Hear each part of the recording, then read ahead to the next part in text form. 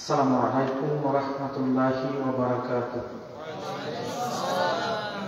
إن الحمد لله نحمده ونستعينه ونستغفره ونعوذ بالله من شرور أنفسنا ومن سيئات أعمالنا. من يهده الله فلا مضل له ومن يضلله فلا هادي له. ونشهد أن لا إله إلا الله وحده لا شريك له. ونشهد أن سيدنا ومولانا محمدا عبد الله ورسوله صلى الله عليه وعلى آله وصحبه وسلم، الذي أرسله بالحق بشيرا ونذيرا وداعيا إلى الله بإذنه وسراجا منيرا. فقد قال الله تعالى في كلامه المجيد والفرقان الحميد: أعوذ بالله من الشيطان الرجيم. بسم الله الرحمن الرحيم. الحمد لله رب العالمين، الرحمن الرحيم، مالك يوم الدين. صدق الله العظيم وصدق رسوله النبي الحبيب الكريم، ونحن على ذلك من الشاهدين والشاكرين، والحمد لله رب العالمين. إن الله وملائكته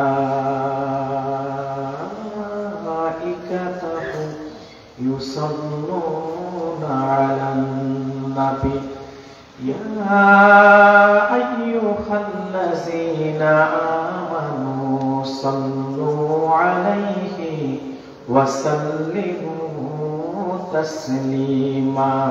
اللهم صل على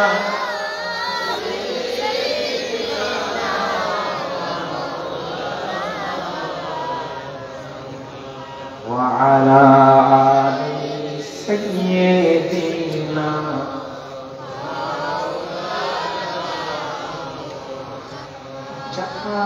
রওজায়ে পাকে খায়রুল ওয়ারা হায় ওয়া জান্নতে নেহি হায় তু ফিরাউর কিয়া হায়। আল্লাহুম্মা সাল্লি আলা সাইয়্যিদিনা মাওলানা মুহাম্মদ وعلى آل سيدنا بلغ العلا بكماله كشف الدجى بجماله حسنت جميع خصاله رجب شعبان বরকতে দাও রমজান মাসে গুনাহ জড়াও। রজব শাবানে বরকতে দাও রমজান মাসে গুনাহ জড়াও। সপ্তাহ জুড়ে তুমি বরকতে দাও, সপ্তাহ জুড়ে তুমি বরকতে দাও। জুমার দিলে তুমি গুনাহ জড়াও। জবে শাবানে বরকতে দাও, রমজান মাসে গুনাহ জড়াও, সপ্তাহ জুড়ে তুমি বরকতে দাও, জুমার দিনে তুমি গুনাহ জড়াও। খারগাঁও মৌলভী নাসিরউদ্দিন রহমতুল্লাহ আলাইহি হাফিজিয়া মাদ্রাসার ইসলামী সম্মেলন ও শাহ সুফি আলহাজ হযরত মাওলানা ইব্রাহিম খান রহমতুল্লাহ আলাইহি ও শাহ সুফি আলহাজ হযরত মাওলানা মকসুদ আহমদ খান নকশবন্দি মুজাদ্দিদ রহমতুল্লাহ আলাইহি এবং সাহেবানদের পবিত্র ঈসা আলাইহিস সালাম উপলক্ষে 19তম বার্ষিক ফাতিহা শরীফ 2025-এর সম্মানিত সভাপতি শাহ সুফি আলহাজ হযরত মাওলানা আব্দুস শাকুর সাহাব বারাকাল্লাহু ফি উমরি। আজকে যিনি সদরে জলসা, এই অঞ্চলের আপামর জনতার রাহবার আলহাজ হাফিজ কারি শাহ মুহাম্মদ মাওলানা শাহ সুফি গিয়াসউদ্দিন নকশবন্দি মুজাদ্দিদি খলিফায়ে রামপুরি বারাকাল্লাহু ফি হায়াতিহি, সকল বলি আল্লাহুম্মা আমিন। আজকে যিনি প্রধান অতিথি, রাহনুমায়ে শরীয়ত ও তরিকত মুর্শিদে বরকত পীরে কামিল আল্লামা হাফিজ মাসউদ আহমদ খান সাহাব নকশবন্দি মুজাদ্দিদি বদ্দিনী পীর সাহেব কিবলা রামপুর দরবার শরীফ, উত্তরপ্রদেশ, ভারত। আল্লাহ তাআলা মুহতারামের হায়াতে বরকত দান করুক, খিদমতকে কবুল করুক, বলি আল্লাহুম্মা আমিন। উপস্থিত এই দরবারের পীর সাহেব কিবলা ভক্তবৃন্দ, দূর দূরান্ত থেকে আগত জাকের শাকের, বিশেষ করে এতদ অঞ্চলের মুরুব্বিয়ানে আযম, তারুণ্যের উচ্ছ্বাস উদ্দীপনায় ভরপুর, অন্যায় ও অসত্যের বিরুদ্ধে বলিষ্ঠ কণ্ঠস্বর আমার পরিচার টুকরা যুবক ভাইয়েরা, বিভিন্ন স্কুল, কলেজ, ইউনিভার্সিটির ছাত্র বন্ধুগণ, রাজনীতিবিদ, শিক্ষাবিদ, চাকরিজীবী, ব্যবসায়ী, বিভিন্ন শ্রেণী পেশায় কর্মরত কর্মজীবী ভাইয়েরা, ছোট্ট ছোট্ট সোনামণিরা, পর্দার অন্তরালে অবস্থিত অবলা সরলা সতীসাধ্বী দিনদার ইমানদার নেককার সলেহা পর্দানিশীল মা ও বোনেরা, সকলের প্রতি শ্রেণী মোতাবেক শ্রদ্ধা, ভালোবাসা এবং স্নেহ জ্ঞাপন করছি। শুরুতে প্রশংসা আদায় করছি মহান মুনিবের দরবারে, যে মহান মুনিব আমাদেরকে আজকের মুবারক মুতাবাররাক বেহেশতি মজলিসে দয়া করে আসার বসার তৌফিক ভিক্ষা দান করেছেন। সেজন্য আসুন আমরা সকলে একবার হৃদয়ের সত্যকুল আবেগ অনুভূতি উচ্ছ্বাস করে, দিল মন উজাড় করে, অবনত চিত্তে সমবেত কণ্ঠে সিংহের ন্যায় গর্জন দিয়ে কালিমাতুশ শুকর আদায় করি, জবান খুলে বলি আলহামদুলিল্লাহ। বেশুমার, তার চাইতে অনেক অনেক অনেক বেশি দরুদ এবং সালাম প্রেরণ করছি আল্লাহর আখিরি নবী, নবীকুলের সম্রাট, মানবতার মহান শিক্ষক মুহাম্মদ আল আরবি নূর নবী হযরত মুহাম্মদ সাল্লাল্লাহু আলাইহি ওয়াসাল্লামের উপর আল্লাহ তাআলা তাকে আজ থেকে 1000 বছর আগে পবিত্র রবিউল আউয়াল মাসে পবিত্র মক্কা নগরীতে পিতা আব্দুল্লাহ এবং মা আমিনার কোল ঘেঁষে গোটা জগৎবাসীর জন্য রহমত হিসেবে প্রেরণ করেছেন। বিনা দরখাস্তে আমাদেরকে রাহমাতুল লিল আলামিনের উম্মত হিসেবে কবুল ও মঞ্জুর করেছেন। শুকরিয়া তার আমরা আরেকটি বার বলছি আলহামদুলিল্লাহ। আপনারা সবাই কেমন আছেন? আজকের এই বরকতপূর্ণ মজলিসে বসতে পেরে, আসতে পেরে আপনারা কি খুশি না বেজার? কম না বেশি? শুরু বেশি না অনেক বেশি? মনে রাখবেন, যাদের ভাগ্য সুপ্রসন্ন, কিসমত যাদের খুশকিসমত, তাকদীর যাদের ভালো, আল্লাহ তাদেরকে এই বরকতপূর্ণ সময়ে আজকে জুমার রজনীর শুরুতেই আল্লাহ তাআলা এই বরকতের মজলিসে দয়া করে আসার বসার তৌফিক ভিক্ষা দান করেছেন। ঠিক কিনা বলেন? সম্মানিত শুনি, মূল্যবান সময়কে আমাকে দেওয়ার জন্য আমি এই দরবারের যিনি বুদ্ধিজীবী শিল্পী সাহাব, আমি তিনার প্রতি কৃতজ্ঞতা প্রকাশ করছি এবং আপনারা যে মৌচাকের মতো ঝাঁক বেঁধে বসে গিয়েছেন, আপনাদের প্রতি শুকরিয়া জ্ঞাপন করছি। সম্মানিত শুনি, ভূমিকা ছাড়াই আমি আলোচনায় প্রবেশ করছি। তবে ভূমিকাতে কৃতজ্ঞতা স্বরূপ এতটুকু বলতে হয়, আপনাদের যিনি রাহবার, আপনাদের যিনি পীর সাহেব আলহাজ হযরত মাওলানা শাহ সুফি কারি গিয়াসউদ্দিন পীর সাহেব হুজুর, তিনি আমাকে অনেক স্নেহ করেন, অনেক ভালোবাসেন। আলহামদুলিল্লাহ বলবেন না? নতুবা এই সময়টায় ফাতিহা হওয়ার কথা ছিল। এই গুরুত্বপূর্ণ টাইমটা তিনি আমার জন্য স্যাক্রিফাইস করেছেন। এটা স্নেহ আর ভালোবাসা ছাড়া কোনোদিন সম্ভব হয় না। আমি আল্লাহর কাছে শুকরিয়া আদায় করছি এবং তিনার নেক হায়াত কামনা করছি। আল্লাহ তাআলা যেন তিনার সকল খিদমতকে কবুল করেন এবং আল্লাহ তাআলা যেন তিনাকে দীর্ঘ নেক হায়াত দান করে, বলি আল্লাহুম্মা আমিন। সম্মানিত সুধী, কোন প্রকার ভূমিকা ছাড়াই আমি সরাসরি মূল আলোচনায় প্রবেশ করছি। আজকে আবার এখান থেকে আমাকে যেতে হবে ইকরছড়ি মাদ্রাসা, নাম শুনছেন? জগন্নাথপুরে। সেখানেও আমাকে যেতে হবে। সেখানে আমি 9টায় যাব ইনশাআল্লাহ। যাই হোক, কুরআনুল কারীমের প্রথম সূরা সূরাতুল ফাতিহার প্রথম 3টি আয়াত আমি তেলাওয়াত করেছি। এই 3টি আয়াতকে আবর্তন করে আপনাদের কিছু ব্যাখ্যা শোনাতে চাই ইনশাআল্লাহ। আল্লাহ তাআলা পূর্ণাঙ্গভাবে সর্বপ্রথম তার হাবিবের উপর যে সূরাটি ওহী করে পাঠিয়েছেন সেটি হচ্ছে সূরাতুল ফাতিহা। সুবহানাল্লাহ বলবেন না? প্রশ্ন করতে পারেন যে সূরা আলাকের প্রথম 5 আয়াত, সূরা আলাকের প্রথম 5 আয়াত সর্বপ্রথম নাজিল হয়েছে ঠিক, তবে পূর্ণাঙ্গ না, অপূর্ণাঙ্গ ভাবে। রাসূলুল্লাহর উপর পূর্ণাঙ্গ ওহী হিসাবে যে সূরাটি নাজিল হয়েছে সর্বপ্রথম, সেটি হচ্ছে সূরাতুল ফাতিহা। সুবহানাল্লাহ বলেন। সূরাতুল ফাতিহার এত ফজিলত এবং এত বেশি নাম তাফসীরের কিতাবে এসেছে যেটা অন্য কোন সূরার ক্ষেত্রে আসে না। সূরাতুল ফাতিহাকে বলা হয় ফাতিহাতুল কিতাব, ইন্ট্রোডাকশন অফ দা কোরআন, কোরআনুল কারীমের ভূমিকা। সুবহানাল্লাহ বলবেন না? সূরাতুল ফাতিহাকে বলা হয় সূরাতুদ দুআ, প্রার্থনার সূরা। সুবহানাল্লাহ বলবেন না?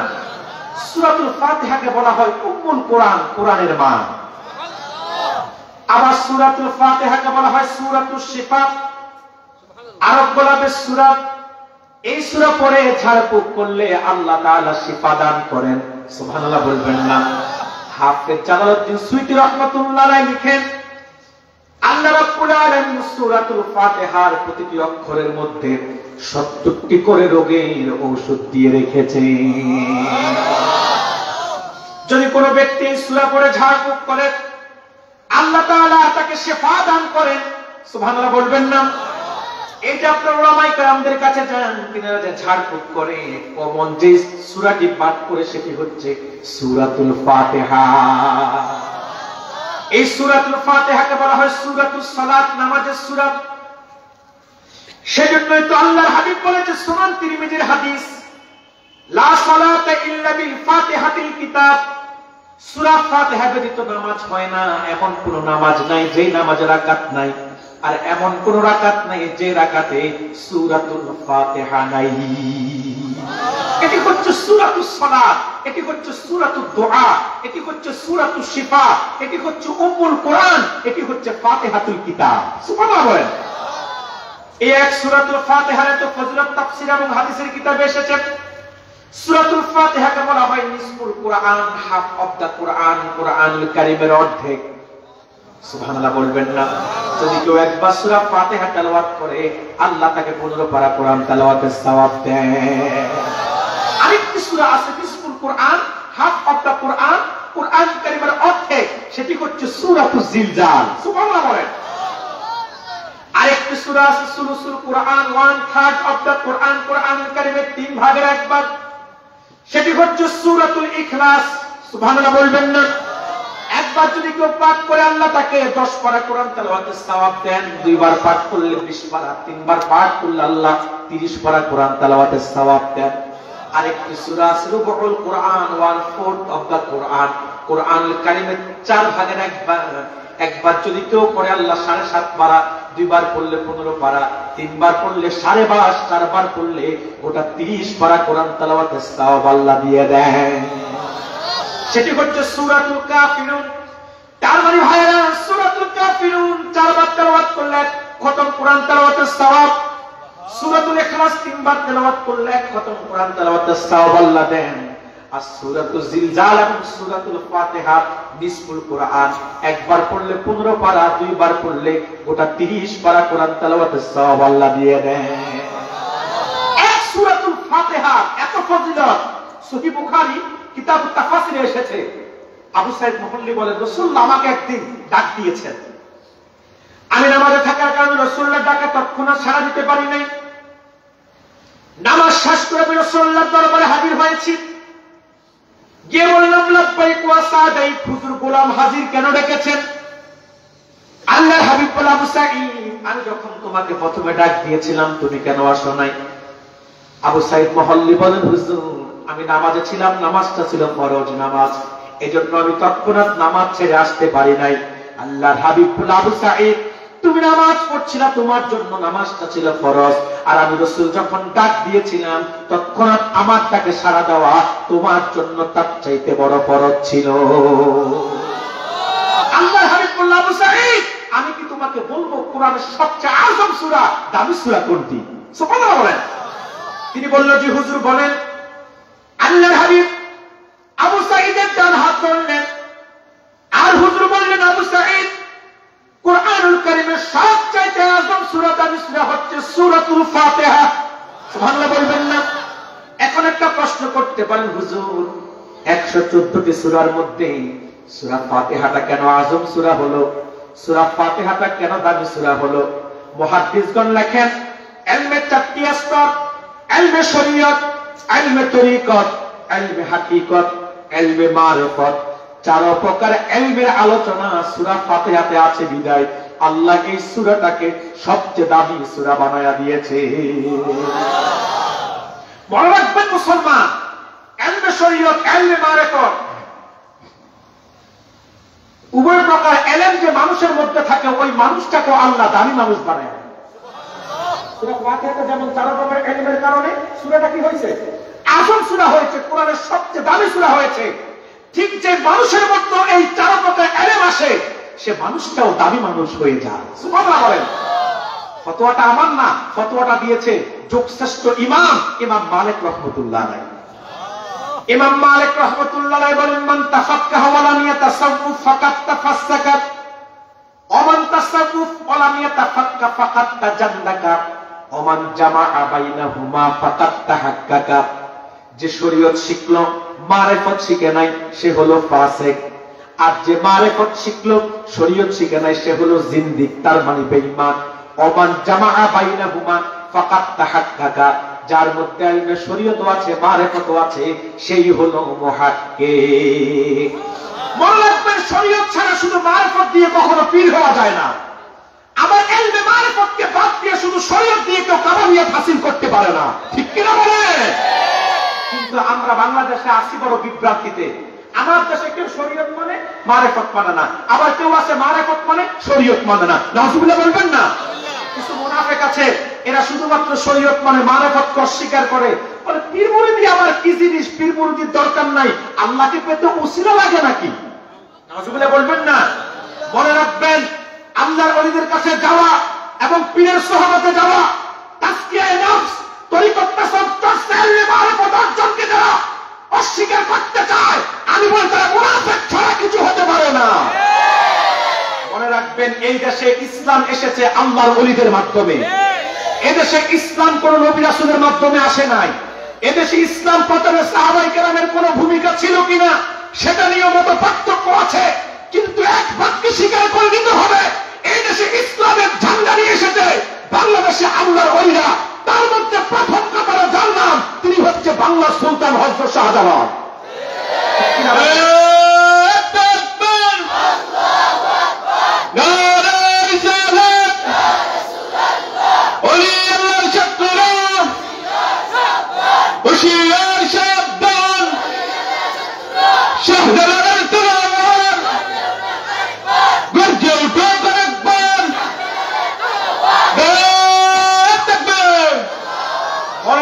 মুসলমান, ভারতীয় উপমহাদেশে আল্লাহ দ্বীনের বীজ বপন করেছিল সর্বপ্রথম খাজা জঈনুদ্দিন চিশতি আজমিরি। এই ভারতীয় উপমহাদেশে আল্লাহ দ্বীন প্রচার করেছে শাহজালাল, শাহ ফরহাদ, শাহ কারাকাতারি, জনপুরি, ফুরফুরা সিলসিলার মাশায়েখরা, হক্কানি আল্লাহর ওলিয়াই এদেশের মানুষদেরকে ঈমান শিক্ষা দিয়েছে, ইসলাম শিক্ষা দিয়েছে, তাহজিব তাওয়াজ্জুহ শিক্ষা দিয়েছে, শরীয়ত, তরিকত, আদব, আখলাক, আমল, আদর্শ, এলমি মারফত শিক্ষা দিয়েছে, মসজিদ প্রতিষ্ঠা, খানকা প্রতিষ্ঠা, মাদ্রাসা প্রতিষ্ঠা, এক কথায় ঈমান আর ইসলামের জন্য সবচেয়ে বড় ভূমিকার অবদান যদি কারো থাকে, একমাত্র স্বীকার করতে হবে, তারা হচ্ছে আল্লাহর ওলিরা, পীর মাশায়েখরা। ঠিক কি বলে? অস্বীকার করে তারা মুনাফিক ছাড়া কিছু হতে পারে না, পারে না, পারে না। আপনারা কি আমার সাথে একমত?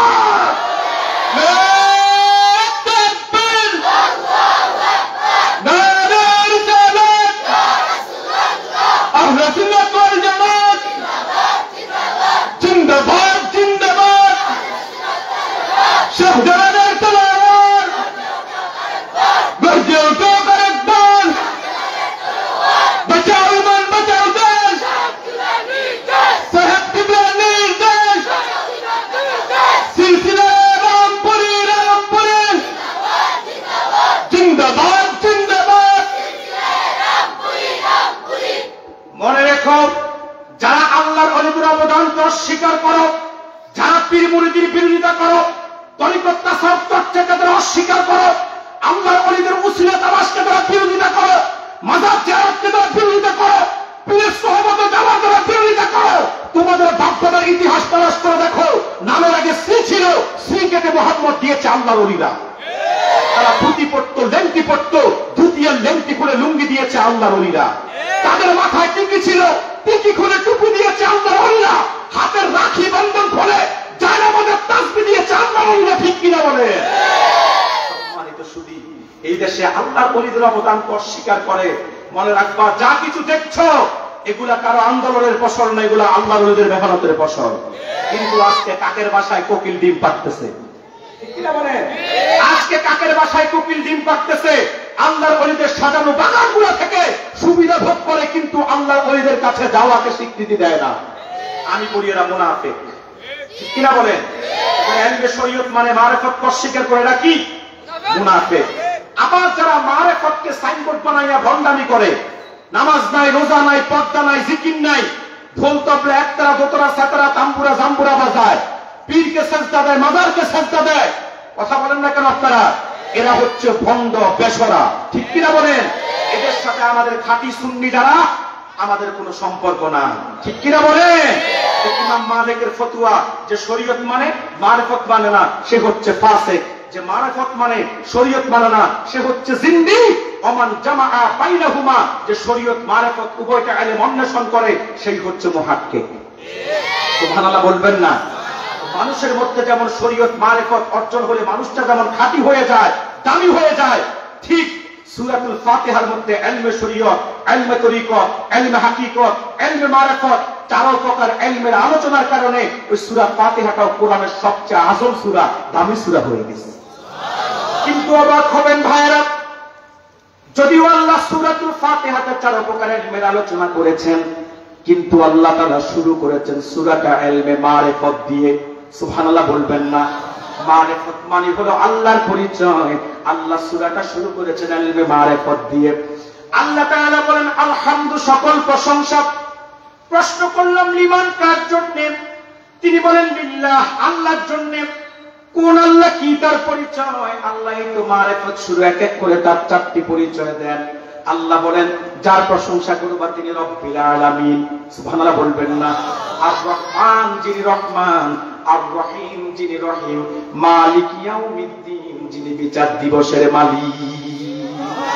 তাহলে ভাইরা আমার, আল্লাহ তাআলা সূরা ফাতিহার শুরুতে বলেছেন আলহামদু, সকল প্রশংসা। প্রশ্ন করলাম, লিমান, কার জন্য? তিনি বলেন, লিল্লাহ, আল্লাহর জন্য আমরা প্রশংসা করব। কার? জোরে বলেন, প্রশংসা করব কার? আল্লাহর প্রশংসাকে কেউ কি কখনো আদায় করে শেষ করতে পারবে? এত নিয়ামত আল্লাহ তাআলা আমাদেরকে দিয়েছেন, আপনি কোন দিক থেকে আল্লাহর প্রশংসা আদায় করে শেষ করবেন? মনে রাখবেন, আল্লাহর প্রশংসা বান্দা যত বেশি বেশি করবে, আল্লাহ তার প্রতি নিয়ামতকে আরো তত বাড়িয়ে দিবেন। আর যখন মানুষ নাশুকরি করে, আল্লাহ তখনই তাকে নিয়ামত থেকে বঞ্চিত করেন। সুবহানাল্লাহ বলবেন না? নিয়ামতের শুকরিয়া যত আদায় করবেন, আল্লাহ নিয়ামত বাড়িয়ে দিবেন। আপনি আমি তো এত নিয়ামত ভোগ করতেছি, এত নিয়ামত ভোগ করতেছি, ইচ্ছা করলে তো আল্লাহর প্রশংসা আদায় করে শেষ করতে পারবো না। সবচেয়ে বড় নিয়ামত, আল্লাহ আমাকে আপনাকে বিনা দরখাস্তে তার বন্ধু, তার হাবিব মুহাম্মদ সাল্লাল্লাহু আলাইহি ওয়াসাল্লামের উম্মত বানিয়েছেন। এই একটি নিয়ামতের শুকরিয়া সারা জীবনে যদি আল্লাহর কুদরতি পায়ে সিজদা দিয়ে রাখি, তারপরও তো আদায় করে শেষ করা সম্ভব হবে না। তিনি আমাদেরকে অক্সিজেন দিচ্ছেন, তিনার দেওয়া অক্সিজেন গ্রহণ করে আমরা বেঁচে আছি। 1 মিনিটের জন্য 5 মিনিটের জন্য যদি সারা পৃথিবীতে দুনিয়াতে বাতাস বন্ধ হয়ে যায়, গোটা পৃথিবীটা মুহূর্তের মধ্যে শ্মশানে পরিণত হবে। কথা বলছেন না কেন? যদি তিনি বাতাস বন্ধ করে দেয়, গোটা পৃথিবীটা মুহূর্তের মধ্যে শ্মশানে পরিণত হয়ে যাবে। রবের দেওয়া অক্সিজেন আমরা গ্রহণ করছি, কার্বন ডাই অক্সাইড বর্জন করতেছি। বিনিময়ে তো তিনি একটা টাকাও আমাদের কাছে চায় না, একটা টাকাও আমাদের কাছে দেয় না। অথচ হসপিটালে 1 ঘন্টা যদি আপনি অক্সিজেন গ্রহণ করেন, আপনি যদি কিংবা আইসিইউতে থাকেন, কর্তৃপক্ষকে বড় একটা বান্ডিল দিতে হয়। কিন্তু আমার রব, যার বয়স 60 বছর 70 বছর, এই 70 বছর তাকে অক্সিজেন দিচ্ছেন, বিনিময়ে একটা টাকাও আমার রব নেন না। আল্লাহ শুধু চায় বান্দা আমার নিয়ামত ভোগ করার পরেই তোমরা শুকরিয়া আদায় করবে। এত নিয়ামত আপনার মাথা তালু থেকে পায়ের তালু পর্যন্ত আপাদমস্তক বড়িতেই তো নিয়ামতে ভরা। সুবহানাল্লাহ বলবেন না? তিনি আমাকে আপনাকে দেখার জন্য চোখ দিয়েছেন, শোনার জন্য কান দিয়েছেন, বলার জন্য কণ্ঠ দিয়েছেন, ধরার জন্য হাত দিয়েছেন, হাঁটার জন্য পা দিয়েছেন। এই যে একটু আগে 2 জন হাফেজ সাহেব ডান পাশে বসা কোরআন তেলাওয়াত করলো, হুজুর আমাকে বলতেছে তিনি অন্ধ, চোখে দেখে না। এই যে ভাইটি চোখে দেখতে পারে না, তিনি বুঝে তিনি কত বড় নিয়ামত থেকে বঞ্চিত। এত সুন্দর পৃথিবী তিনার দেখার সৌভাগ্য হয় নাই। তিনি বুঝে আল্লাহর কত বড় নিয়ামত থেকে তিনি বঞ্চিত। যে লোকটি কানে শোনে না, সে বুঝে কত বড় নিয়ামত থেকে সে বঞ্চিত।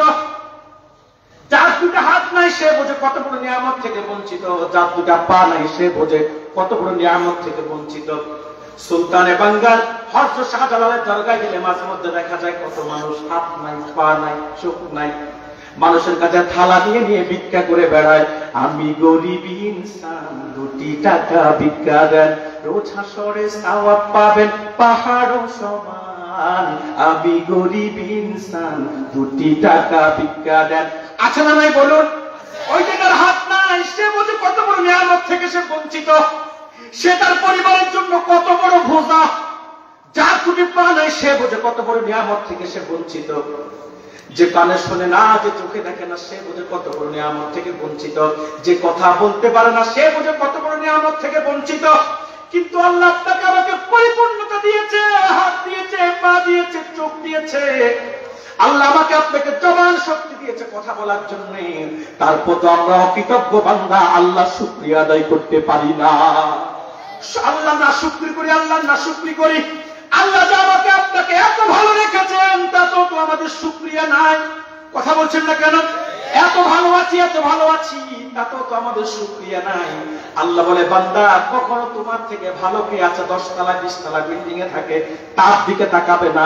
তোমার চাইতে কত কষ্টে কত মানুষ আছে, তুমি টিনের ঘরে থাকো আর বিল্ডিং এর জন্য আফসোস করো। কত মানুষ তো আছে থাকার মতো একটা টিনের ঘরও নাই, তার থেকে তো আল্লাহ তোমাকে ভালো রাখছে, সেটার জন্য আল্লাহ শুকরিয়া আদায় করো। শেখ সাদি রহমতুল্লাহ আলাইহি একদিন ঘর থেকে বের হলেন জুতা ছাড়া। বের হয়ে শুধু আফসোস করতেছেন, আমার পায়ে জুতা নাই, আমার পায়ে জুতা নাই। কিছুক্ষণ পরে দেখে আল্লাহর একটা বান্দা রাস্তার মধ্যে, যার 2টা পা নাই। তৎক্ষণাৎ শেখ সাদি সেজদায় লুটিয়ে পড়লেন, আমার 2টা জুতা না থাকার কারণে আমি এত আফসোস করতেছি, এত আফসোস করতেছি মালিক। অথচ এই বান্দার তো, এই তোমার এই বান্দার তো পায়ে দেওয়ার মতো, জুতা তো দূরে থাক, জুতা পায়ে দেওয়ার মতো 2টা পাই নাই। সেজন্যই বলি ভাইরা, সব সময় আল্লাহ শুকরিয়া আদায় করবেন। আল্লাহ শুকরিয়া আদায় কখনো কেউ করে শেষ করতে পারে না। তিনি কত নিয়ামতের মধ্যে আমাকে আপনাকে ডুবিয়ে রেখেছেন, কত রিজিকের নিয়ামত তিনি আপনাকে আমাকে দিচ্ছে। সকাল থেকে সন্ধ্যা পর্যন্ত, সন্ধ্যা থেকে পরদিন সকাল পর্যন্ত 24 ঘন্টা আমরা তার কত নিয়ামত ভোগ করতেছি। ধরার জন্য তিনি হাত দিয়েছেন, হাঁটার জন্য পা দিয়েছেন। কথা বলছেন না কেন? শুধু তাই না, রং বেরঙের রিজিক আল্লাহ আমাদের জন্য হালাল করেছে। হারামটাও স্পষ্ট, হারামটা স্পষ্ট, হালালটাও স্পষ্ট। তবে হারামটা লিমিটেড, হারামটা আনলিমিটেড। এত নিয়ামত, এত কিছুকে তিনি হালাল করেছেন। আমরা সকালে একরকমের রিজিক ভক্ষণ করি, দুপুরে আরেক রকম, বিকালে আরেক রকম, রাতে আরেক রকম। কথা বলছেন না কেন? আজকে একরকম রিজিক ভক্ষণ করলে আগামীকালকে আরেক রকম রিজিক ভক্ষণ করি। কত নিয়ামতের মধ্যে তিনি আমাদেরকে ডুবিয়ে রেখেছেন। ও মুসলমান, একটু চিন্তা করে দেখেন না, কত পশুর বস্তুকে তিনি আমাদের জন্য হালাল করেছেন, কত পাখির বস্তুকে তিনি হালাল করেছেন, কত মাছকে তিনি আমাদের জন্য হালাল করেছেন, কত শাক সবজি তরুলতা আমাদের জন্য তিনি হালাল করে দিয়েছেন। হারামটা সংখ্যায় কম, এটা হারাম, এটা হারাম, এটা হারাম, এটা লিমিটেড, কিন্তু এত হালাল, এত হালাল আপনি কখনো খেয়েও শেষ করতে পারবেন না, বনেও শেষ করতে পারবেন না। আপনি কয় রকমের মাছ আর খাইছেন চাতক বাজারে, আর কয়টা মাছ পাওয়া যায়? জান্নাত সমুদ্রের পাড়ে দেখবেন আল্লাহর কত প্রজাতির মাছ আল্লাহ আপনার জন্য হালাল করে। আপনার কয়টা প্রাণীর গোশত খেয়েছেন, কয়টা পাখির গোশত আপনি খেয়েছেন? এত পাখি আল্লাহ আপনার জন্য হালাল করেছে, এত পশু আল্লাহ আপনার জন্য হালাল করেছে। মুসলমান, আল্লাহ নিয়ামতের শুকরিয়া কখনো আদায় করে শেষ করতে পারবেন না। আল্লাহ তাআলা কোরআনুল কারীমের মধ্যে বলেন, কুল্লাউ কানাল বাহরু মিদাদান লিকালিমাতি রাব্বি লানাফিদাল বাহরু ক্বাবলা আন তানফাদা কালিমাতু রাব্বি ওয়ালাউ জিনা বিমিসলিহি মাদাদা। সাগরের জলকে কালি করে, গাছের পাতাকে খাতা করে, তোমার মহিমা লেখা শেষ হবে না, যদিও লিখি প্রভু জনম ভরে। কথা বলেন ঠিক না ঠিক? এটা তো আমরা সব সময় শুকরিয়া আদায় করবো কার? আমরা সব সময় প্রশংসা আদায় করবো কার? সুখে থাকলে প্রশংসা আদায় করবো কার? দুঃখে থাকলে প্রশংসা আদায় করবো কার? সুস্থ অবস্থায় প্রশংসা আদায় করবো কার? অসুস্থ হলো প্রশংসা আদায় করবো আল্লাহ রাজি আছে তো ইনশাআল্লাহ। আল্লাহ বলেন আলহামদুলিল্লাহ, সকল প্রশংসা প্রশ্ন করলাম ঈমান কার জন্য? তিনি বলেন লিল্লাহ, আল্লাহর জন্য। কোন আল্লাহ, কি তার পরিচয়? এবার আল্লাহ এক এক করে তার চারটি পরিচয় দেন। প্রথমে তিনি বলেন রব্বিল আলামিন, যিনি বহুমাত্রিক জগতের রব। সুবহানাল্লাহ বলবেন না? আল্লাহ তার প্রথম পরিচয় দিয়েছে রব। এটা আল্লাহর কাছে সবচেয়ে প্রিয় নাম। সুবহানাল্লাহ বলবেন না? আল্লাহ তাআলার 99টি গুণবাচক নাম আছে, তার মধ্যে সবচেয়ে আল্লাহর প্রিয় নাম রব। এত প্রিয় রব, এত প্রিয় নাম রব, আল্লাহ তাআলা প্রথম সূরাতে তার প্রথম পরিচয় দিয়েছে রব। সুবহানাল্লাহ বলবেন না? আবার হাবিবের উপর প্রথম ওহীতে আল্লাহ প্রথম পরিচয় দিয়েছে রব। ইকরা বিসমি রাব্বিক, মুহাম্মদ সাল্লাল্লাহু আলাইহি ওয়াসাল্লাম পড়ুন আপনার রবের নামে। সুবহানাল্লাহ বলবেন না? আবার আলমে আরোহা আত্মার জগতে যখন তিনি তিনার পরিচয় জানতে চেয়েছিলেন, তখনও জানতে চেয়েছেন রুবুবিয়াতের পরিচয়। আল্লাহ বলেন আলাস্তু বিরাব্বিকুম, আমি কি তোমাদের রব নই? তার মানে আল্লাহর কাছে সবচেয়ে প্রিয় নাম রব। কবর প্রথম প্রশ্ন আপনার কাছে জানবে রবের। সুবহানাল্লাহ বলবেন না? কবর প্রথম প্রশ্ন রবের পরিচয় জানবে। মান রব্বুকা, তোমার রব কে? আমাদের রব কে? একটু চিৎকার দিয়ে ডাক দেন না আল্লাহকে, বলেন আল্লাহ। চিৎকার দিয়ে ডাক দেন না চাতকবাসী, আল্লাহ। আকাশ বাতাসকে মুখরিত করে ডাক দেন আমাদের রবকে। আমার রব, এই রবি আমার সব। বলেন না? আল্লাহ আমার রব, এই রবি আমার সব। দমে দমে তনু মনে তারি অনুভব। আল্লাহ আমার রব, এই রবি আমার সব। দমে দমে তনু মনে তারি অনুভব। তোমার দুনিয়াতে আমি যেদিকে তাকাই, কিয়ামতে ডুবে আছে সবাই। তোমার দুনিয়াতে আমি যেদিকে তাকাই, অথই কিয়ামতে ডুবে আছে সবাই। পাখালি কণ্ঠে শুনি তাসবিহ কলরব, তাসবিহ কলরব। আল্লাহ আমার রব, এই রবি আমার সব।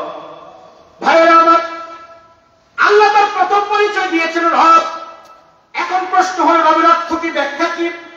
আপনার রবের অর্থ জেনেছেন প্রভু, কথা বলছেন না কেন? প্রতিপালক, প্রভু, এতটুকুনি আপনার রবের অর্থ জানেন, কিন্তু রবের ব্যাখ্যা অনেক ব্যাপক। ইমাম কাজী নাসিরউদ্দিন বাইজাবী রহমাতুল্লাহ আলাইহি তাফসীর বাইজাবীর প্রথম খণ্ডে রবের ব্যাখ্যায় লেখেন আর রব্বু বিমাআনাত তারবিয়া হিয়া তামলিকু শাইয়িহি কামালিহি শাইয়ান ফাশাইয়া। রব হচ্ছে তিনি যিনি অস্তিত্বহীনকে আপন তত্ত্বাবধানে ক্রমে ক্রমে ধাপে ধাপে অস্তিত্ব দান করেন। সুবহানাল্লাহ বলবেন না? সৃষ্টিকে যিনি পূর্ণতা দেন তিনি হচ্ছে রব, আল্লাহ হচ্ছে রব্বিল আলামিন। বিষয়টা বুঝলেন? কথা বলে না।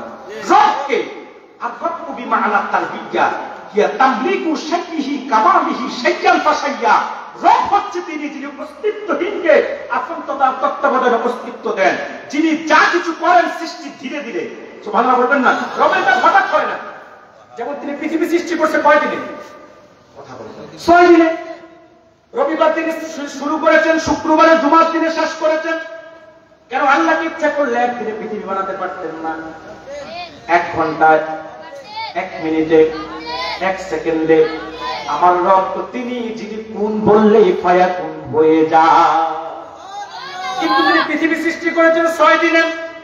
শুধু তাই না, শুধু তাই না, মায়ের পেটে মানুষ বানান আল্লাহ কয় দিনে?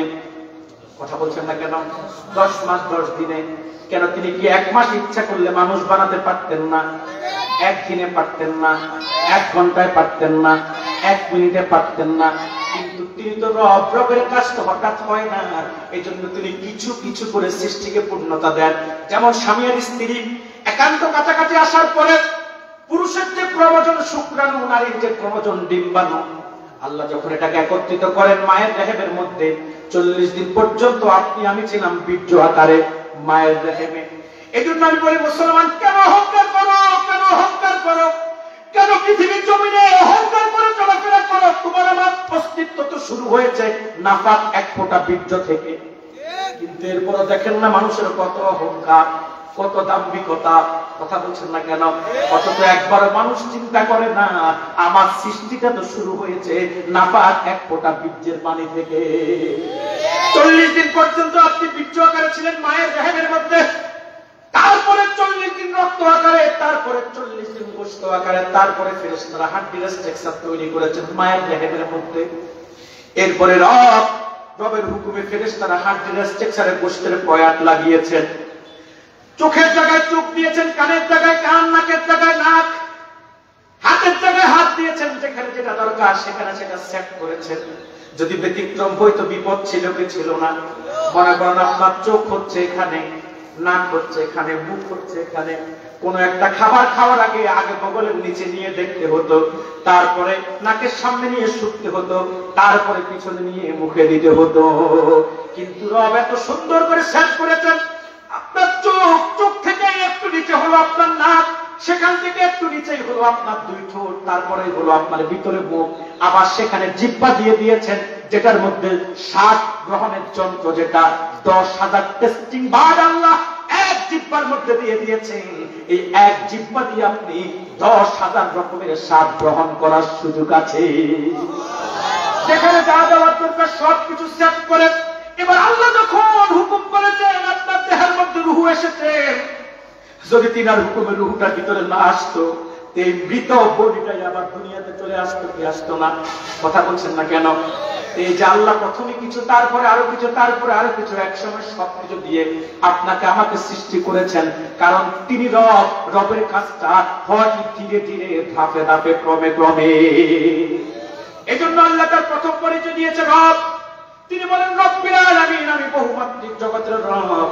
এখন প্রশ্ন হলো, হুজুর আল্লাহ কতটুকু জগতের রব? আল্লাহ যে বলেছে রব্বিল আলামিন, এই আলামিনের সীমানাটা কতটুকু আমি বলবো? আপনাদের মনে হয় কষ্ট হয়? কষ্ট হয়, কষ্ট হয়। কার কার কষ্ট হয় হাত তোলেন তো দেখি। মাশাআল্লাহ, মনোযোগ তো ভালোই আছে, কেউ হাত তোলে নাই। আমি তো ভাবছি যে 2-1 জন না জানি হাতটা তুলে বসে। তার মানে এই দরবারে ভক্ত মুরিদানরা খুব অ্যাক্টিভ। আলহামদুলিল্লাহ বলে সম্মানিত সুধী, আলামিনের রব তিনি। আলামিনটা কতটুকু আমি তো পুরা ধারণা দিতে পারবো না, একটু আংশিক ধারণা দিই, সেখান থেকে আপনি ধারণা নিয়ে নেবেন। এই যে আপনারা এখানে খায়গড়ের মানুষ কিংবা বিভিন্ন সিলেটের বিভিন্ন জায়গা থেকে এসেছেন এই দরবারের পীর সাহেবের মুরিদান ভক্তবৃন্দ, আপনারা আকাশে একটা সূর্য দেখেন না? কথা বলে না। বড় না ছোট? একটা থালার মতো দেখেন। কথা বলে না। খাট বড় যত বড় দেখা যায়, মৌলভীবাজার থেকে তত বড় দেখা যায়। নাকি মৌলভীবাজার থেকে যারা আসছে আপনারা বড় দেখেন সূর্য? হ্যাঁ, সব জায়গার মানুষ এক সমান দেখেন না? আচ্ছা বলেন তো, আপনারা যেমন দেখেন সূর্যটা কি দেখতে যেমন বাস্তব তেমন না বড় আছে? তবে আপনাদের চাতক থেকে ছোট? হ্যাঁ, চাতক থেকে ছোট না, আরো বড় আছে। সিলেট থেকে আরো বড়, বাংলাদেশের থেকে। পৃথিবীর চাইতে সূর্য 13 লক্ষ গুণ বড়। এত আসতে বললেন? তার চাইতে বড় হচ্ছে তারকারাজি। আমেরিকার নাসা বলেছেন আকাশের সবচেয়ে ছোট তারকাটা সূর্যের চাইতে 10 লক্ষ গুণ বড়। এরকম কোটি কোটি মিলিয়ন মিলিয়ন তারকারাজি দিয়ে আল্লাহ বানিয়েছেন একটা গ্যালাক্সি, যেটাকে বলা হয় ছায়াপথ। তার চাইতে বড় হচ্ছে ব্ল্যাক হোল, যেটাকে বলা হয় কৃষ্ণ গ্রহবর। সুবহানাল্লাহ বলবেন না? সূর্য, চন্দ্র, নক্ষত্র, রেহাইকা, ধূমকেতু, ব্ল্যাক হোল, কৃষ্ণ গ্রহবর, গ্যালাক্সি, ছায়াপথ, মিল্কি, সবকিছু প্রথম আকাশের নিচে। জমিন থেকে প্রথম আকাশ 500 বছরের রাস্তা। বলুন কত বছর? প্রশ্ন হলো কিসে গেলে? কথা বলে না। আর কেউ বলছে রকেট, তবে আলোর গতিতে। আলো 1 সেকেন্ডে যায় 1,86,000 মাইল। বলবেন না? তাহলে 60 সেকেন্ডের 1 মিনিট আলো কতটুক যায়? 7 মিনিটের 1 ঘন্টায় আলো কতটুক যায়? 24 ঘন্টার 1 দিনে আলো কতটুক যায়? 30 দিনের 1 মাস আলো কতটুক যায়? 12 মাসের 1 বছর আলো কতটুক যায়? পদার্থ বিজ্ঞানের ভাষায় এটাকে বলা হয় 1 আলোক বর্ষ। এইরকম আলো তার নিজস্ব গতিতে 500 বছর চললে আমার আল্লাহর প্রথম আকাশ খুঁজে পায়। প্রথম আকাশের পরে দ্বিতীয় আকাশ, তার থেকে বেশি দূরে তৃতীয়, তার থেকে বেশি দূরে চতুর্থ আকাশ, তারপরে পঞ্চম, তারপরে ষষ্ঠ, তারপরে সপ্তম, তারপরে লা মাকান লা জামান, তারপরে সিদরাতুল মুনতাহা, তারপরে 70,000 নূরের পর্দা। একটা নূরের পর্দা থেকে আরেকটা নূরের পর্দা দূরত্ব 500 বছরের রাস্তা। তারপরে ফাওকাস সামাওয়াতি ওয়াস সাব'i আরশুর রহমান, তাহতাস সারা থেকে আরশুর রহমান পর্যন্ত আল্লাহর যত সৃষ্টি আছে প্রত্যেকটা সৃষ্টি এক একটা আলম। আলমের বহু বচন হলো আলামিন, আর আলামিনের যিনি রব তিনি হচ্ছে আল্লাহ রাব্বুল আলামিন। আল্লাহ তার প্রথম পরিচয় দেন রাব্বিল আলামিন। এরপর আল্লাহ তার দ্বিতীয় পরিচয় দেন আর রহমান, তৃতীয় পরিচয় দেন আর রহিম। রহমান এবং রহিম দুইটা নামই আল্লাহ দয়াবাচক। দুইটা নামই কি? দয়াবাচক। আপনারা অর্থ করেন যে একটা হচ্ছে দয়ালু আর একটা অর্থ অতীব দয়ালু, এটা কোনো পার্থক্য না। রহমান এবং রহিমের মূল পার্থক্য হচ্ছে ফজিলতের ক্ষেত্রে ইমাম ফখরুদ্দিন রাজি তাফসিরে কাবীরের প্রথম খণ্ডে রহমান এবং রহিমের ফজিলত বর্ণনা করতে গিয়ে লেখেন, রহমান এবং রহিমে এত পার্থক্য, আর রহমান ফিদ দুনিয়া রহিম ফিল আখিরাহ। আল্লাহ তাআলা দুনিয়ার জন্য হচ্ছে রহমান, আখিরাতের জন্য হচ্ছে রহিম। দুনিয়াতে তিনি রহমান হওয়ার কারণে কে আস্তিক, কে নাস্তিক, কে মুসলমান, কে বেঈমান, কে নামাজি, কে বেনামাজি, প্রত্যেকটা লোককে আল্লাহ তার রিজিক দিচ্ছেন, প্রত্যেকটা প্রাণীকে আল্লাহ তার রিজিক দিচ্ছেন। মুসলমান একটু চিন্তা করে দেখেন না, আল্লাহ কোটি কোটি সৃষ্টি, কিন্তু একটা সৃষ্টি না খেয়ে না। আমরা বাংলাদেশে 18 কোটি মানুষ আছি কিংবা 20 কোটি মানুষ আছি, কেউ কি না খেয়ে আছে বলেন তো? কেউ না খেয়ে নাই। ভালো খাক আর মন্দ খাক, সবাইকে আল্লাহ রিজিক দিচ্ছেন কি দিচ্ছেন না? সারা পৃথিবীতে শুধু মানুষই আছে 800 থেকে 1000 কোটি। 800 থেকে 1000 কোটি পর্যন্ত যত মানুষ, সবাইকে আল্লাহ রিজিক দিচ্ছেন দৈনিক। আচ্ছা, একজনে যদি একদিন 4 কেজি খায়, 5 কেজি খায় কমসে কম, কথা বলছেন না কেন? 3 বেলা ভাত, 2 বেলা নাস্তা, এরপরে পানি তো আছে, সব মিলিয়ে একটা মানুষ মিনিমাম দৈনিক 5 কেজি খায় কি খায় না? একটা মানুষ যদি দৈনিক 5 কেজি খায়, তাহলে সারা পৃথিবীতে 800 থেকে 1000 কোটি মানুষ দৈনিক কত শতম খায়? রব রিজিক দিচ্ছেন না, মালিক রিজিক দিচ্ছেন না? আপনারা কি খান? একটা তিমি মাছ কয়েক টন খায় এক বেলা। একটা তিমি মাছ কয়েক টন খায় এক বেলা। একটা হাতির খাবার আর কয়েকশো মানুষের খাবারে। কথা বলেন?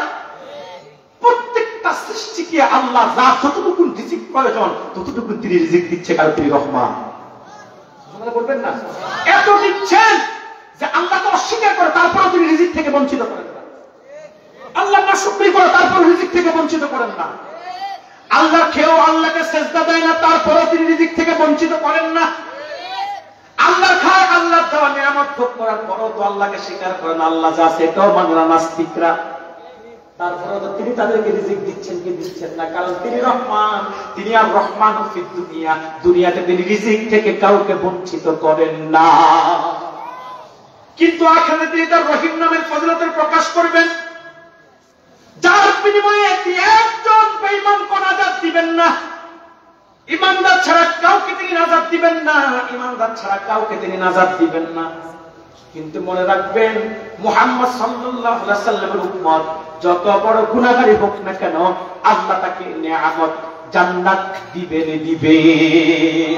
কারণ আল্লাহ তার হাবিবের সঙ্গে ওয়াদা করেছেন, যা চাইবে তা দিবেন, যতক্ষণ চাইবে ততক্ষণ দিবেন। রাসূল কয়, ততক্ষণ আমি রাজি হব না আল্লাহর প্রতি, যতক্ষণ না আমার উম্মতরা সবাই জান্নাতে না যাবে। তো আল্লাহ রহমান ফিদ দুনিয়া, রহিম ফিল আখিরা। দুনিয়াতে তিনি রহমান, যার কারণে সবাইকে তিনি রিজিক দিচ্ছেন, আখিরাতে তিনি তার রহিম নামের ফজিলতের প্রকাশ ঘটাবেন। এজন্য উম্মত মুহাম্মদী ছাড়া কাউকে আল্লাহ, অর্থাৎ ঈমানদার ছাড়া কাউকে আল্লাহ নাজাত দিবেন না। রহমান এবং রহিমের মূল ফজিলত কি? রহমান ফিদ দুনিয়া, রহিম ফিল আখিরা।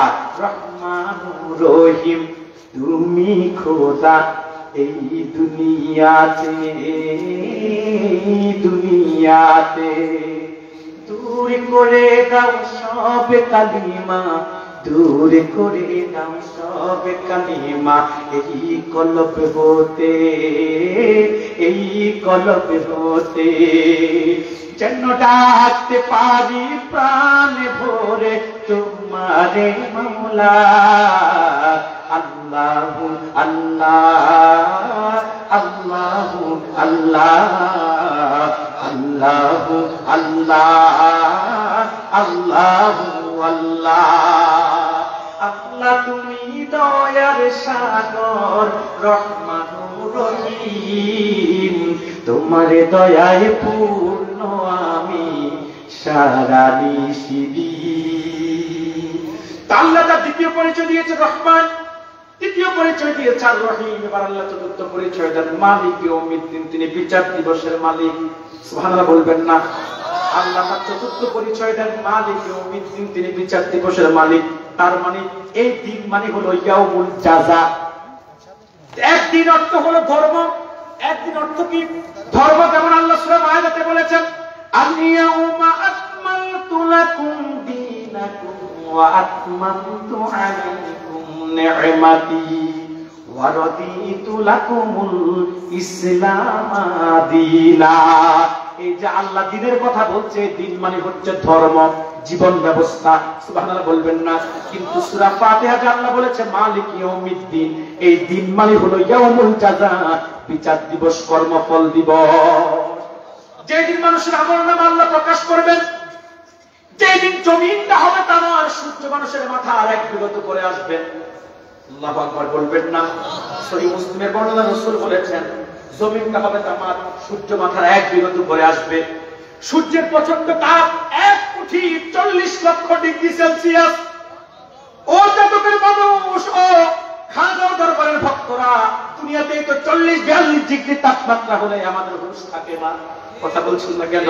গ্রীষ্মকালে যখন সূর্যের তাপমাত্রা বেড়ে যায়, আমরা পাগল পাওয়া হয়ে যাই, কোথায় গেলে একটু ছায়া পাবো। ওই যে তারা খেতে খাবারে কাজ করে, তারাই বুঝতে পারে সূর্যের প্রখরতাকে কত কঠিন সহ্য করা। কথা বলছেন না কেন? দেখবেন কিছুক্ষণ কাজ করে আর পানি খায়, আর ছায়ার নিচে গিয়ে বসে। কথা বলেন না কেন আপনারা?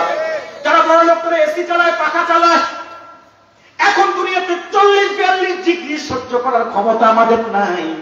কিন্তু হাসরের তাপমাত্রা 40-42 ডিগ্রি হবে না, হাসরের তাপমাত্রা হবে 1 কোটি 40 লক্ষ ডিগ্রি সেলসিয়াস। যেখানে লোহার মতো একটা শক্ত ধাতুকে পানির মতো গলাতে মাত্র তাপ লাগে 1538 ডিগ্রি সেলসিয়াস। বলুন কত? 1538 ডিগ্রি সেলসিয়াস তাপমাত্রা দিলে লোহার মতো শক্ত ধাতুটা পানির মতো মুহূর্তের মধ্যে গলে যায়। এই যে রড বানায়, রড কথা বলে না, কেমনে বানায় রড? কথা বলে এগুলো কি লোহাগুলা কি আপনার আল্লাহ তো বলছে লোহা নাসিব হয়, কি হয়? এগুলো জমিন থেকে লোহা আসে। কোথা থেকে? জমিন থেকে লোহার খনি আছে, লোহার বড় বড় পাত। এই পাতগুলাকে ফ্যাক্টরিওয়ালা তাপ দেয়, তাপ দিলে পানির মতো গলে যায়। যখন তাপ দিলে পানির মতো পাতগুলা গলে যায়, তখন যে ফ্যাক্টরির শ্বাস আছে 2 সুতা 3 সুতা 4 সুতা, এই শ্বাস দিয়ে তখন এগুলাকে রড বানায়। ঠিক কিনা বলেন? এই যে লোহার মতো শক্ত ধাতুটা গলায় কত ডিগ্রি সেলসিয়াস তাপ? 1538 ডিগ্রি সেলসিয়াস তাপ দিলে লোহার মতো শক্ত ধাতুটা পানির মতো গলে যায়। কিন্তু মুসলমান আসলে সূর্যের তাপ হবে 1,40,00,000 ডিগ্রি সেলসিয়াস। আল্লাহ রাসূল বলেছে মানুষের মগজগুলা ভাতের মতো টকবক করতে থাকবে। ভাত রান্না করলে যেমন পানিটা গরম হয়ে গেলে টকবক করতে থাকে, ভাতগুলা উতরাতে থাকে। রাসূল বলেছে হাসরে তাপমাত্রা এত হবে মানুষের মগজগুলা ভাতের মতো টকবক করতে থাকবে, বুঝের মতো গলে গলে নাক দিয়ে চোখ দিয়ে কান দিয়ে বেয়ে বেয়ে পড়বে। কোথায় গেলে সেদিন পরিত্রাণ পায়? সহিহ বুখারী বর্ণনা। মানুষগুলো দৌড়িয়ে যাবে আদম সফিউল্লাহর কাছে গিয়ে বলবে, ইয়া আদম আনতা আবুন নাস, হে আদম আপনি আমাদের আদি পিতা। হাসরের কঠিনতা সহ্য হচ্ছে না, দ্রুত মিজানের পাল্লা কায়েম করে বিচার ব্যবস্থা শুরু করে দিতে আল্লাহর কাছে সুপারিশ করুন। হযরত আদম সেদিন অপারগতা প্রকাশ করবে। তিনি বলবে, আজকে আমার কোনো ক্ষমতা নাই, যাও তোমরা ইব্রাহিমের কাছে, ফাইন্নাহু খলিলুল্লাহ, যিনি আল্লাহর বন্ধু। যাবে হাসরবাসী ইব্রাহিম খলিলুল্লাহর কাছে, তিনি অপারগতা প্রকাশ করবে, বলবে আজকে আমারও কোনো ক্ষমতা নাই, যাও তোমরা মুসার কাছে, ফাইন্নাহু কালিমুল্লাহ, তিনি হচ্ছে কালিমুল্লাহ। যাবে হযরত মুসার কাছে, মুসা নবী অপারগতা প্রকাশ করবে, বলবে আজকে আমারও কোনো ক্ষমতা নাই, যাও তোমরা ঈসার কাছে, ফাইন্নাহু রূহুল্লাহ, তিনি হচ্ছে রূহুল্লাহ। যাবে হযরত ঈসার কাছে, হযরত ঈসা বলবে আজকে আমারও কোনো ক্ষমতা নাই, যাও তোমরা মুহাম্মাদুর রাসূলুল্লাহর কাছে, ফাইন্নাহু হাবিবুল্লাহ, তিনি হচ্ছে আল্লাহর বন্ধু হাবিবুল্লাহ। হাসর বসে গিয়ে দেখবেন আল্লাহর রাসূল মাকাম মাহমুদের মধ্যে সিজদায় পড়ে উম্মতি উম্মতি বলে হুজুর কাঁদতেছে। ও মুসলমান, মনে রাখবেন এমন একজন নবী পাইছেন যে নবী 63 বছর জিন্দেগিও কাঁদছে উম্মতি উম্মতি। দুনিয়াতে যেদিন ভূমিষ্ঠ হয় মুহাম্মদুর রাসূলুল্লাহ, আমিনার রাহম থেকে ভূমিষ্ঠ হওয়ার পরে রাসূলুল্লাহ সিজদায় পড়ে যায়। মা আমিনা বলেন মুহাম্মদ যেন কি যেন বিড়বিড় করে পড়তেছে। কানটা যখন মুহাম্মদের মুখের কাছে দিলাম, দেখি মুহাম্মদ জন্মগ্রহণ করে পড়তেছে উম্মতি উম্মতি। 63 বছর জিন্দেগি শুধু উম্মতের জন্য হুজুর কেঁদেছেন। চাইলে দুনিয়াতে সব পেয়ে যেতেন, সব নবী যা প্রয়োজন দুনিয়াতে আল্লাহর কাছ থেকে চেয়ে নিয়েছেন। প্রত্যেক নবীকেই আল্লাহ একটা স্পেশাল অফার করেছেন, যা চাইবেন তা পাবেন। সকল নবী দুনিয়াতে চেয়ে নিয়েছেন, কিন্তু রাসূল দুনিয়াতে চান নাই। রাসূলুল্লাহ 40 দিন পর্যন্ত এমন সময় গিয়েছে, আম্মা জান আয়েশা বলেন ঘরের চুলার মধ্যে আগুন জ্বলে নাই, ক্ষুধার জ্বালা মুহাম্মদ পেটের মধ্যে পাথর বেঁধেছেন, তাইফে রক্ত ছড়িয়েছিল, হুজুর দাঙ্গল শহীদ করেছেন।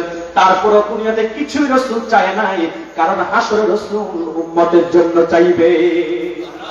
63 বছর উম্মতের জন্য রাসূল কেঁদেছেন। আবার এখনো রওজা মুবারকে শুয়ে উম্মতের জন্য কাঁদেন। সুনান বাজ্জাল হাদিস, আল্লাহর হাবিব বলে সাহাবীরা শোনো, আমার দুনিয়া থেকে বিদায়ের পরে আল্লাহর দেওয়া ক্ষমতায় আমি সব দেখতে পাবো। আমার উম্মত যখন কোনো ভালো কাজ করবে, আমি উম্মতের পক্ষ আল্লাহর শুকরিয়া আদায় করব। আর উম্মত যখন গুনার কাজ করবে, আমি আল্লাহর কাছে উম্মতের পক্ষ হয়ে আল্লাহর কাছে ক্ষমা প্রার্থনা করব। রাসূলুল্লাহ 63 বছর জিন্দেগি শুধু বলেছে উম্মতি উম্মতি উম্মতি। এখনো রোজায় শুয়ে উম্মতের জন্য কাঁদতেছেন, হাসরেও মাকামে মাহমুদের সিজদায় পড়ে উম্মতি উম্মতি বলে কাঁদবেন, মিজানে উম্মতের জন্য কাঁদবেন, ফুলসিরাতে শুধু উম্মতি উম্মতি করবেন। এমন এক নবী যে উম্মতের পাগল।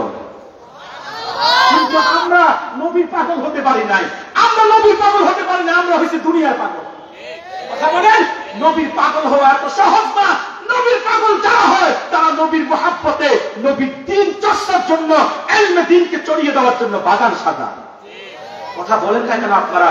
এই যে আপনাদের পীর সাহেব আমার পাশে বসা, তিনি একটি প্রতিষ্ঠান করেছে দোয়ারা, এখানে আরেকটি প্রতিষ্ঠান নিজের কষ্ট অর্জিত পয়সা দিয়ে প্রতিষ্ঠানগুলো চালায়, নিজের পকেটের টাকা খরচ করে এতিমদেরকে ফলে। ওই যে ফুলতলি সাহেব রহমতুল্লাহ আলাইহি 2000 এতিমকে লালন পালন করে বড় সাহেব ফুলতলি। এটা এমনি সম্ভব না, টাকার মায়া সবারই আছে, কিন্তু তাই পারে সবকিছু উৎসর্গ করে দিতে নবীর ওয়ারিস তৈরির জন্য। যারা নবীর প্রেম যাদের অন্তরে জোয়ারের মতো বয়ে যায়, নবীকে যারা সবকিছুর ঊর্ধ্বে ভালোবাসে, তারাই তো নবীর মহাব্বতে, নবীর বাগান সাজানোর জন্য আর ওয়ারাসাতুল আম্বিয়া তৈরির জন্য তারা সবকিছু উৎসর্গ করে দিতে পারে। ঠিক না ঠিক না ঠিক না? মনে রাখবেন, হাসরে কেউ কারো উপকার লাগবে না। এমন একটা সময় সে স্বামী তার স্ত্রীর পরিচয় দিবে না, স্ত্রী তার স্বামীর পরিচয় দিবে না, ভাই তার বোনের পরিচয় দিবে না, বোন তার ভাইয়ের পরিচয় দিবে না। শুধু একটা মাত্র মানুষ যে উম্মতের জন্য পাগল থাকবে, মুহাম্মদুর রাসূলুল্লাহ। যেদিন মানুষের সব কর্মফল প্রকাশ করা হবে, দুনিয়াতে কি করেছেন, ভালো করেছেন না মন্দ করেছেন, যদি মন্দ করেন আপনার জন্য তিরস্কার, ভালো করলে পুরস্কার। যেদিন সব কর্মফল প্রকাশ করা হয়, মানুষের প্রতিদান কেমন জাযা, যেদিন সকল কিছুর প্রতিদান মানুষকে দেওয়া হয়, সেই দিনের যিনি বিচারপতি, সেই দিনের মালিক যিনি, তিনি হচ্ছে আল্লাহ। তিনি তার চতুর্থ পরিচয় দেন মালিক ইয়াউমিদ্দিন, তিনি বিচার দিবসের মালিক। সুবহানাল্লাহ বলবেন না? তাহলে সূরা ফাতিহাতে আল্লাহ কয়টা পরিচয় দিয়েছেন? জোরে বলুন, কয়টা পরিচয় দিয়েছেন? প্রথম পরিচয় দিয়েছে তিনি রব, দ্বিতীয় পরিচয় দিয়েছে তিনি রহমান, তৃতীয় পরিচয় দিয়েছে তিনি রহিম, চতুর্থ পরিচয় দিয়েছে তিনি মালিক ইয়াউমিদ্দিন। আল্লাহ রাব্বুল আলামিন আমাদেরকে রবের সকল পরিচয়কে বুঝে তিনার শুকরিয়া আদায় করে শুকরগুজার বান্দা হওয়ার তৌফিক দিক, বলি আল্লাহুম্মা আমিন। এখন আমি আপনাদের কাছে জানতে চাই, আপনারা কি আল্লাহকে ভালোবাসেন কি বাসেন না? আল্লাহর নিয়ামত পাওয়ার পরে শুকরিয়া আদায় করতে চান কি চান না? নবীকে ভালোবাসেন কি বাসেন না? নবীর সুপারিশ হাসরে চান কি চান না? আমি আপনাদের কাছে জানতে চাই, কারা কারা আল্লাহ শুকরগুজার বান্দা হবেন, নবীর আশিক হবেন, নবীর সুপারিশ কামনা কারা কারা করতে চান? দুইটা হাত তুলে আল্লাহকে দেখায় দেন। নারায়ে তাকবীর, নারায়ে তাকবীর, নারায়ে রিসালাত। আল্লাহ তাআলা কবুল করুক, বলি আমিন। যদি চেয়ে থাকেন আল্লাহর এত নিয়ামত ভোগ করতেছেন, নবীর পক্ষ থেকে এত ভালোবাসা আপনারা পাচ্ছেন, এত রুহানি ফয়েজ পাচ্ছেন, তাওয়াজ্জু পাচ্ছেন, এখন আপনারা শুকরিয়া কি আদায় করতে চান সবাই?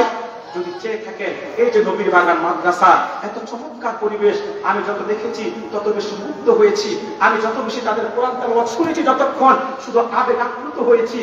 কত সুন্দর বাগান সাজিয়েছে এই পীর সাহেব, কত সুন্দর এই বাগানের ফুলগুলা, এক একটা ফুলের সৌরভ এত চমৎকার, এত চমৎকার। এরা যখন আল্লাহর কোরআন তেলাওয়াত করে, মনটা পাথর দিকটা মোমের মতো গলে যায়। এই যে দুইজন ছাত্র কোরআন তেলাওয়াত করেছিল একটু আগে, কি আপনাদের ভালো লেগেছে? তো বলুন, ভালো লেগেছে না? পিছনে আমাকে বললো যে আজকে 10 জন ছাত্র পাগড়ি পাবে। বলুন কতজন? 10 জন ছাত্র পাগড়ি পাবে। এটা কি আনন্দের বিষয় কিনা বলেন? এটা কি খুশির বিষয় কিনা বলেন? দুইজন হাফেজ সাহেব, দুজনে জন্মান্ধ, কত খিদমত করে যাচ্ছে, অলৌকিকতা এগুলা। আসলে আল্লাহ তাআলার দয়া না থাকলে, রাসূলুল্লাহর নাজিরে কদম না থাকলে এগুলা সম্ভব হয় না। এত সুন্দর ফুলগুলা এখান এই বাগানের মধ্যে তৈরি হচ্ছে, তাহলে এই বাগানের পরিচর্যা দরকার আছে না নাই? সবাই বলুন আছে না নাই? আমি আজকে এখানে, আমি জানি এই পীর সাহেবের অনেক ভক্তবিন্দু আছেন, আমি জানি এই পীর সাহেবের অনেক মুরিদান এখানে আছেন, আমি জানি এই অঞ্চলের মানুষের কাছে খারগড় হাফিজিয়া মাদ্রাসাটা, এতিমখানাটা অত্যন্ত প্রিয় একটি প্রতিষ্ঠান। আমি এই প্রতিষ্ঠানের পরিচর্যার জন্য, এই প্রতিষ্ঠানের উন্নয়নের জন্য, আগামী দিন এতিমগুলার খরচ বহনের জন্য আমি আপনাদের কাছে এবার একটু আবদার করব। কি আছেন প্রথমে সৌভাগ্যবান যে হুজুর আমি 50,000 টাকা দান করব, আমি 1 লাখ টাকা দান করব, আমি 20,000 টাকা দান করব, 10,000 টাকা দান করব। বাবাজিরা, আল্লাহ তাআলা কখন কার তকদির খুলে দেয় বলে যায় না। একজন আল্লাহর ওলি পাশে বসা আছে। মনে রাখবেন, আমি সচরাচর খুব বেশি কারো প্রশংসা করি না, সচরাচর খুব বেশি কারো প্রেমে পড়ে যাই না। এই যে পীর সাহেব, তিনি প্রথম দিনই আমি যখন তিনাকে দেখেছিলাম, আগে অনেক টাকা হয়েছে, কিন্তু আমি ওইভাবে তিনাকে চিনি নাই। কিন্তু গত 28 ডিসেম্বর যখন তিনার দরবারে গিয়েছিলাম দোয়ারাতে, ওখানে ওনার বাড়িতে গিয়েছিলাম, ওনার মেহমানদারি, ওনার উদারতা, ওনার আন্তরিকতা, ওনার যে বাচন ভঙ্গির মধ্যে প্রাঞ্জলতা, সবকিছু আমি দেখে মেহমানের প্রতি ওনার যে মূল্যায়ন, আমি সবকিছু দেখে ওনার প্রতি বিমোহিত হয়েছি। আর ভেবেছি আসলে এই জমিনে সাহেব কাবলা ফুলতুলি রহমতুল্লাহ হয়তো বেঁচে নাই, আজকে অসংখ্য আল্লাহ ওলিরা হয়তো বেঁচে নাই। রামপুরি যিনি ছিল আমি হয়তো খুব ভালো করে চিনি না, কিন্তু যতটুকু ওনাকে দেখেছি আর ততটুকু আমি মূল্যায়ন করেছি। যদি খলিফা এমন হয়, পীর আর কত বড় মনে আলহামদুলিল্লাহ বলবেন না? কারণ মনে রাখবেন, গাছটা তোমার পরিচয় ফলে প্রমাণ দিবে। ফল যদি ভালো হয়, বুঝতে হবে বৃক্ষটাও ভালো। কথা বলেন? তার মানে তিনি এমন এক পীর সাহেবের মুরিদ, আজকে পীর সাহেব হয়তো এসেছে, দোয়া করবে আপনাদেরকে। আজকে এমন একজন মুরব্বী পেয়েছেন, রাহবার পেয়েছেন, সত্যি আপনারা সৌভাগ্যবান। এই যে মেহনত তিনি করে যাচ্ছে, খিদমত করে যাচ্ছে, অনেকটা বড় সাহেবের অনুসরণের মতো। বড় সাহেব যেমন অসংখ্য এতিমদেরকে লালন পালন করে, তিনি এখানে 100-এর উপরে এতিম আছে, ওইখানে প্রায় 40-45 জন এতিম আছে। এই যে এতগুলো এতিমের দেখাশোনা করে, এটা চারটিখানি বিষয় না, এটার জন্য বড় একটা কলিজা লাগে।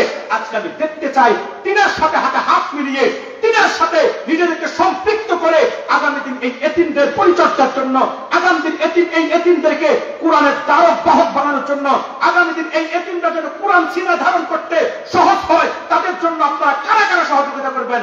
আমি 50,000, 20,000, 10,000 আল্লাহর বান্দাদের কাছে আবদার করেছি, একটু প্রথমে আল্লাহর কোন গোলামটা আছেন, নবীর কোন আশেকটা আছেন, এই এতিমদের অভিভাবকের জন্য, এতিমদের মহাব্বতে নিজেদেরকে নিজের অর্থ কোরবান করবেন। আমি প্রথমে নামটা শুনতে চাই, দেখি আল্লাহ কাকে কবুল করেছেন। কই কই আজকে ভালো আছেন? মৌলভীবাজার থেকে আসছেন না? আপনার ছেলেরা কি করে? মাশাআল্লাহ। বাবাজি, আমি একটু আবদার করি, আপনি তো সবার আগে হাত তুলেছেন, সবার আগে দাঁড়িয়েছেন, তার মানে এই পীর সাহেবের দোয়া আপনার প্রতি বেশি আছে।